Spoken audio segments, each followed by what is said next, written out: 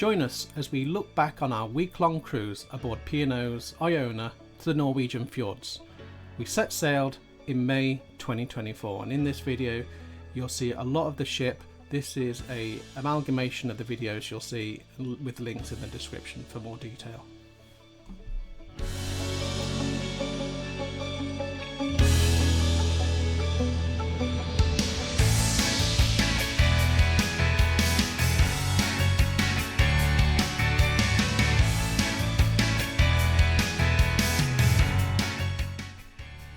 We decided to get an inside cabin, and because we didn't know if the North Sea would have been more choppy, we decided to go midship, reasonably middle, so about deck 10.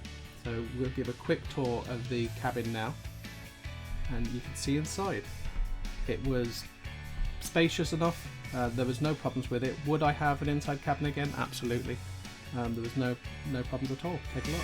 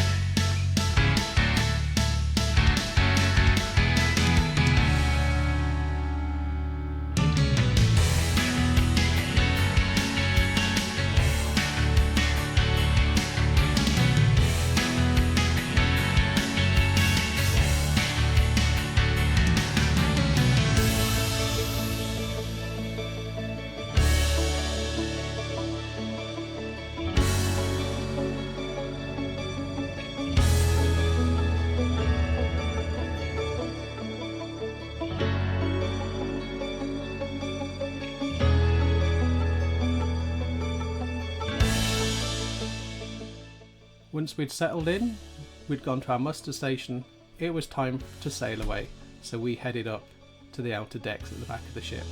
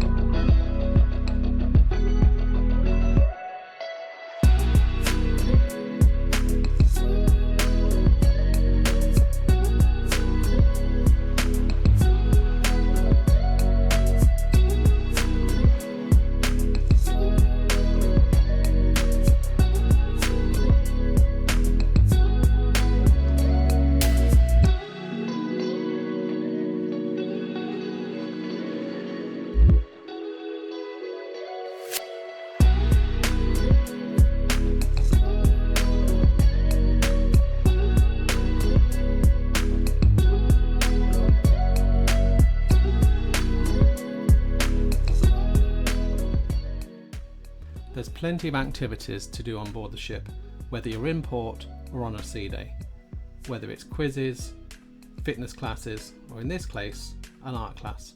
So we headed down to the 710 Club and we signed up for a nominal fee to do some painting.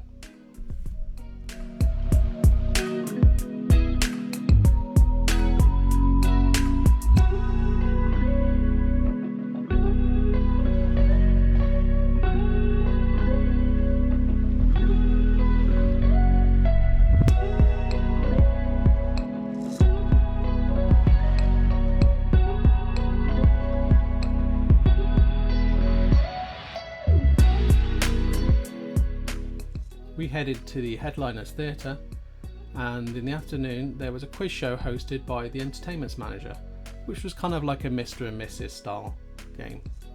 Really entertaining and passed the time.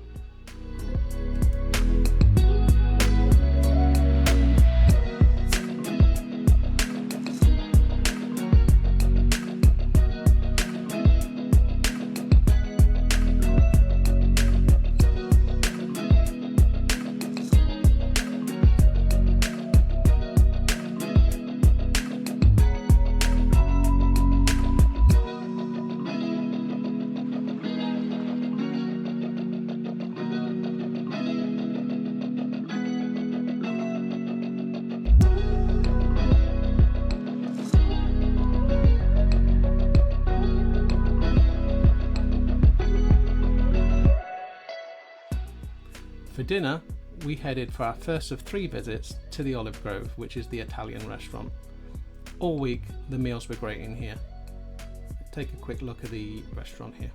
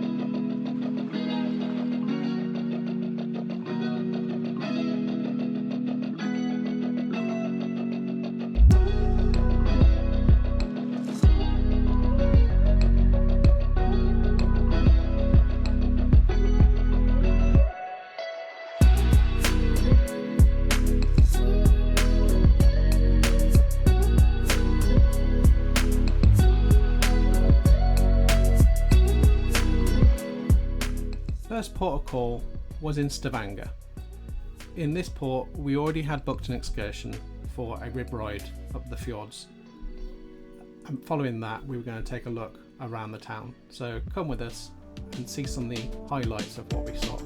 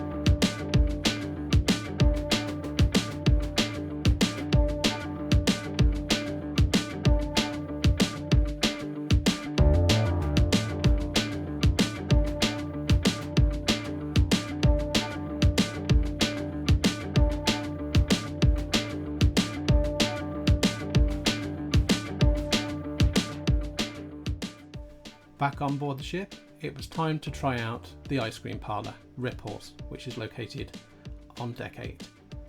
We always found the queues reasonably long here, but the weather in Norway the week we sailed was really warm, so not surprising that there's more demand. But the ice cream was great.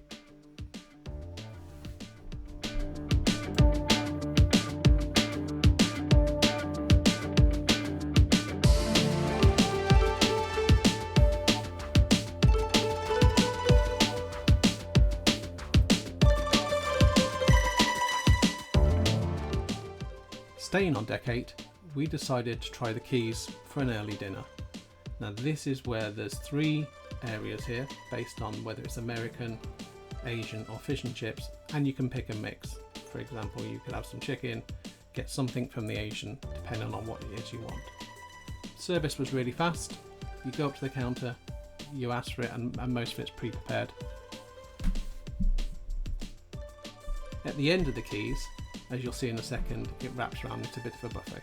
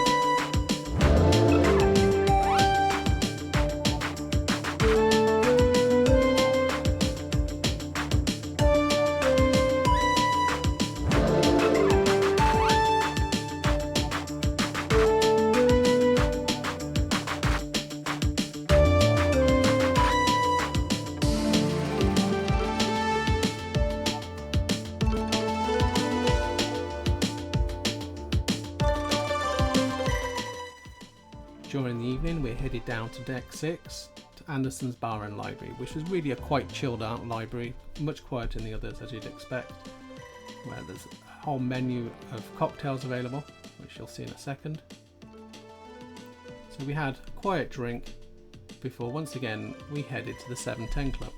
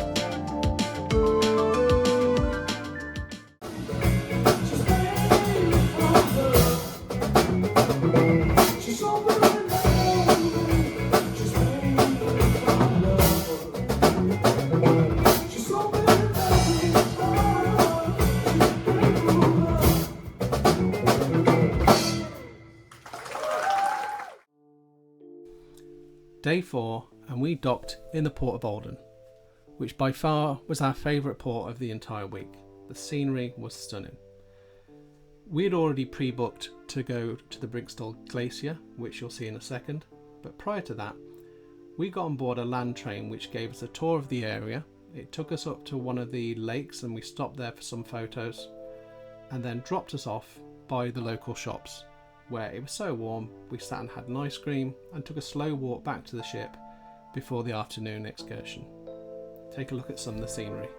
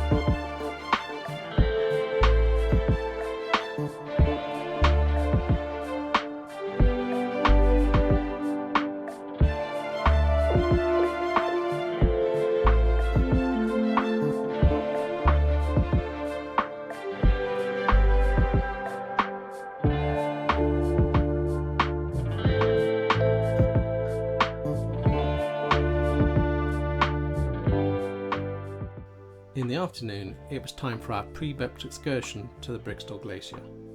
We boarded the coach just outside the ship, and for about a 45-minute drive, we arrived. We boarded these troll cars that took us up to the top.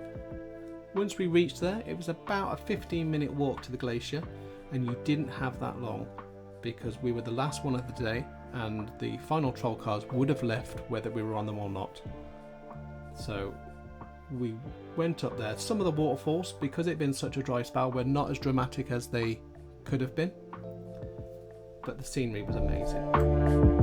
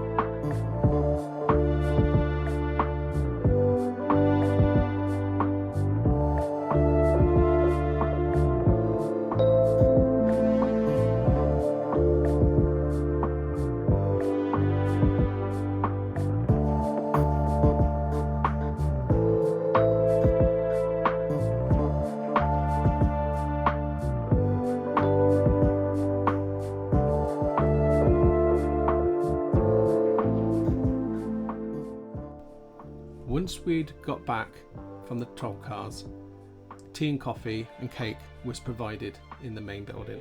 This was part of the excursion and was all included. The range was huge and really, really nice. Take a look at some of what was on offer.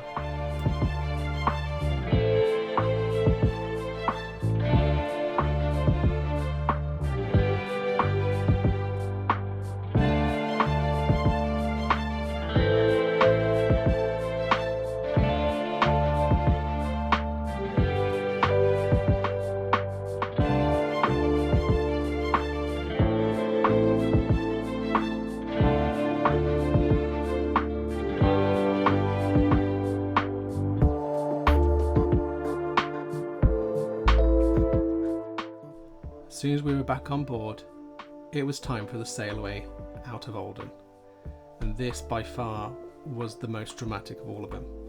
Olden traditionally always plays music to the ship as it sails away, and everyone was on deck to see us sail out.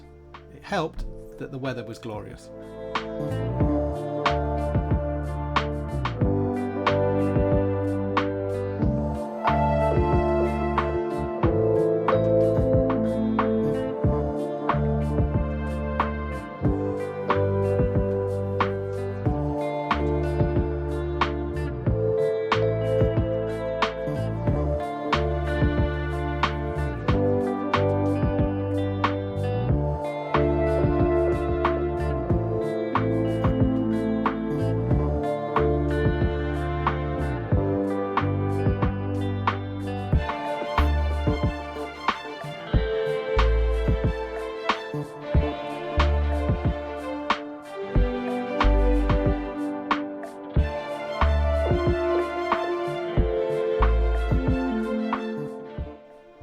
For dinner, we headed to Deck 8 and tried the keel and cow for a nominal fee. The food was first class. It really was amazing. I would highly recommend if you get a chance to go.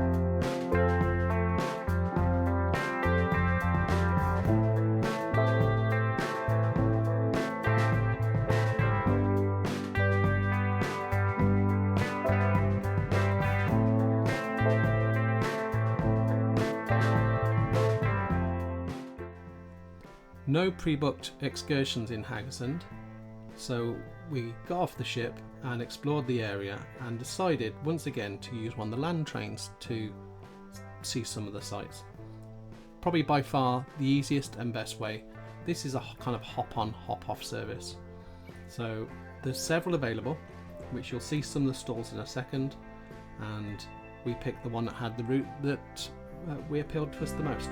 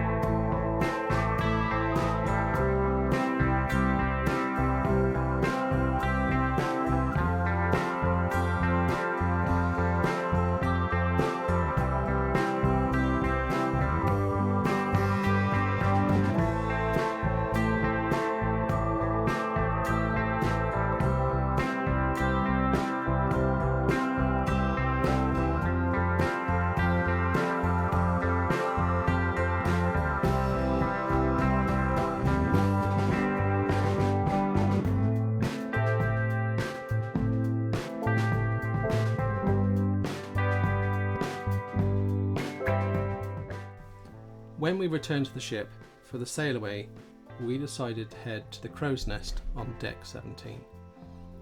This is situated at the very front of the ship, high up, really lovely decorated and very peaceful in there. A great way to see a sail out.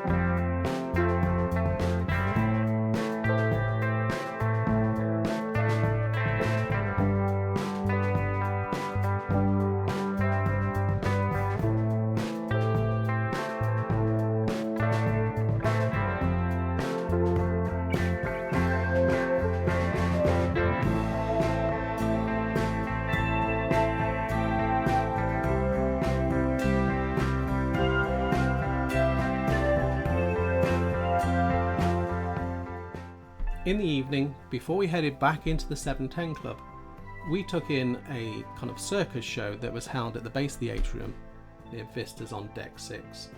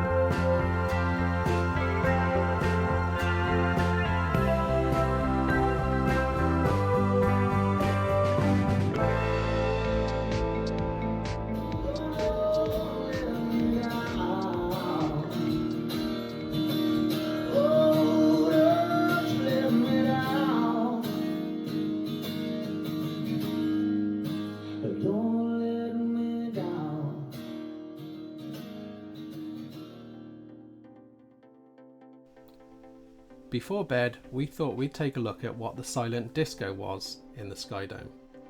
This is where everyone's got headsets, you pick your channel, and the DJ controls it. The reality is it's anything but silence. It's actually quite noisy because everyone is singing their hearts out. Great fun though, and if you get a chance, go take a look. The light display as well is great.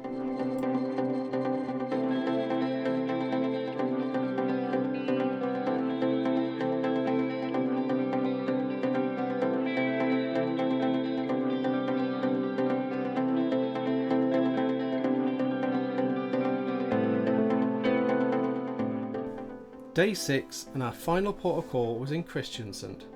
We started with breakfast in the Aqua restaurant and we used the main dining rooms most of the week because the service was really good and you couldn't fault the quality. For Kristiansand, we had pre-booked an excursion to do some sea kayaking, which you'll see a little bit of footage next, with some consequences due to the weather.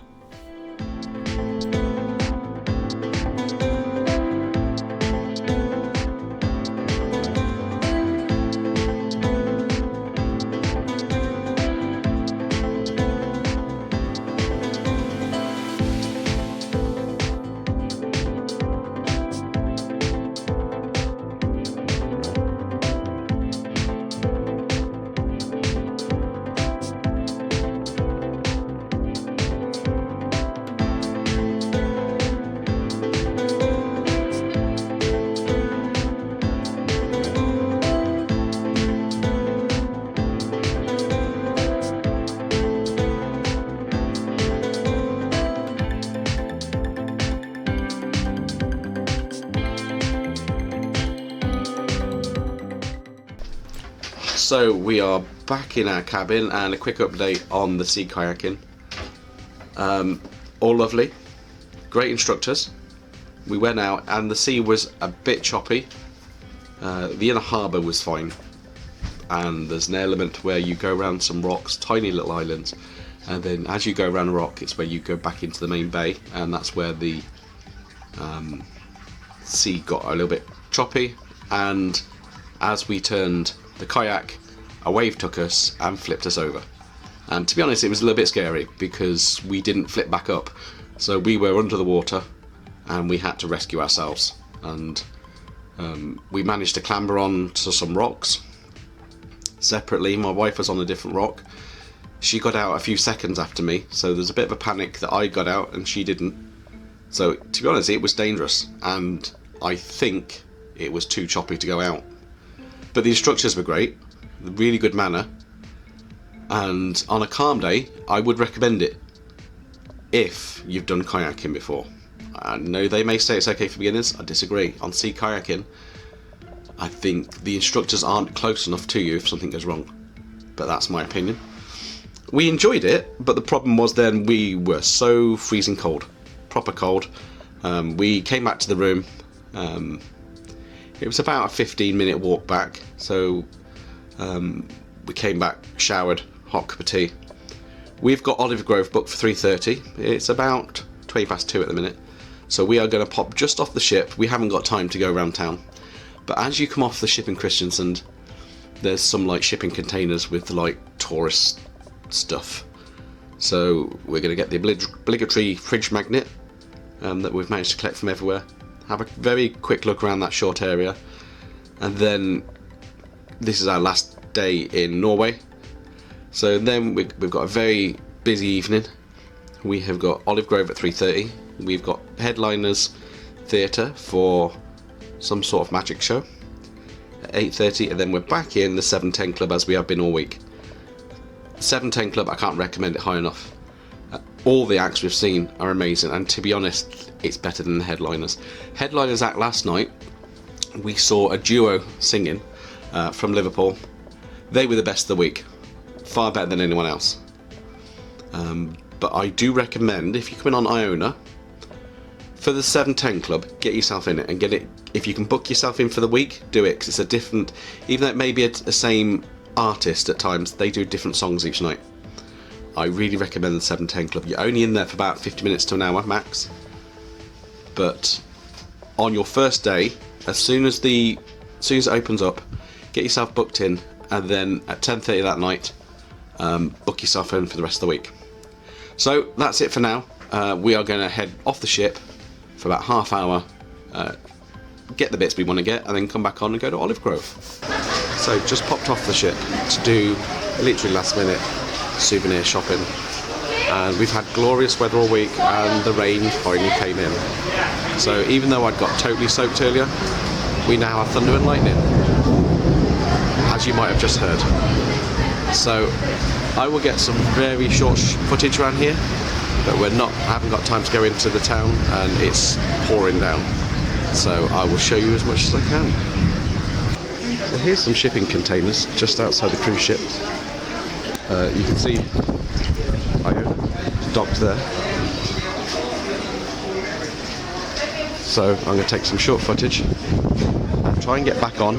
So I'm getting on at the front of the ship as quickly as I can. You can see some absolute drenched people where it came down really hard a few minutes ago. So gift shop here, straight over.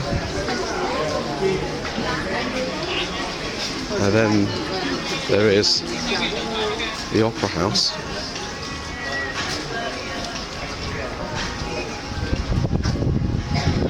Straight over there. Statue.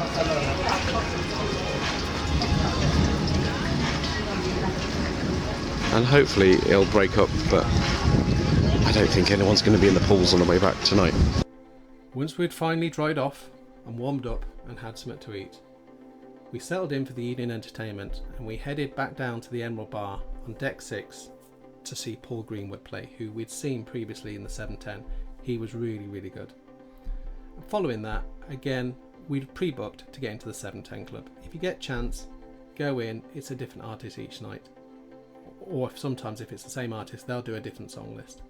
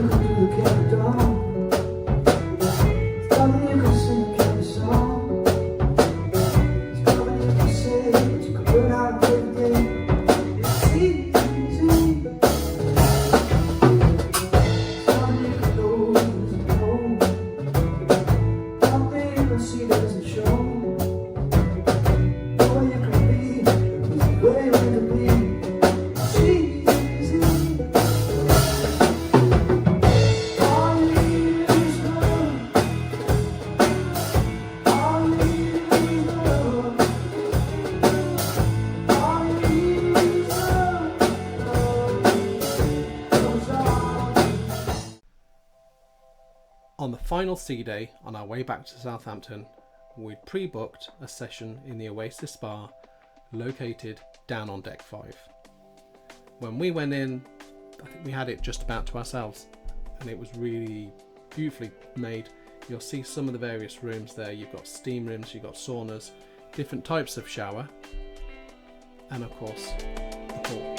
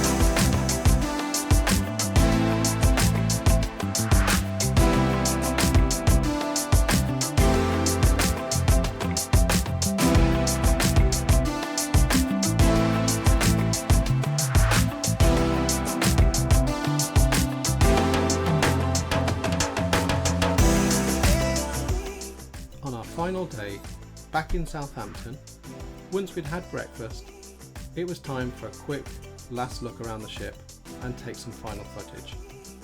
Take a look.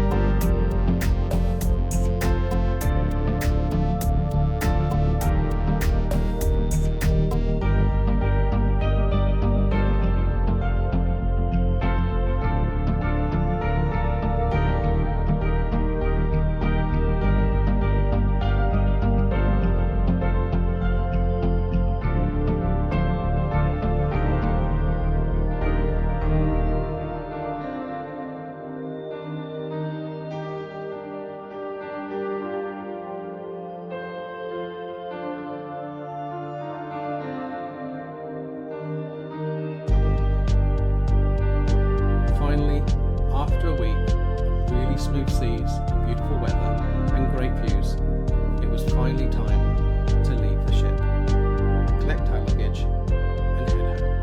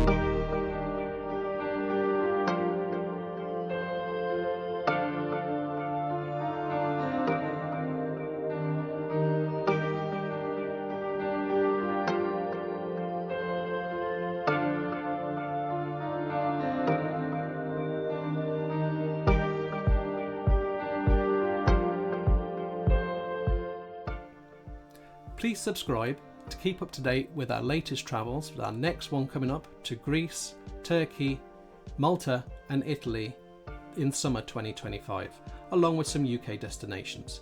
If you could, please like and comment on this video what you found useful.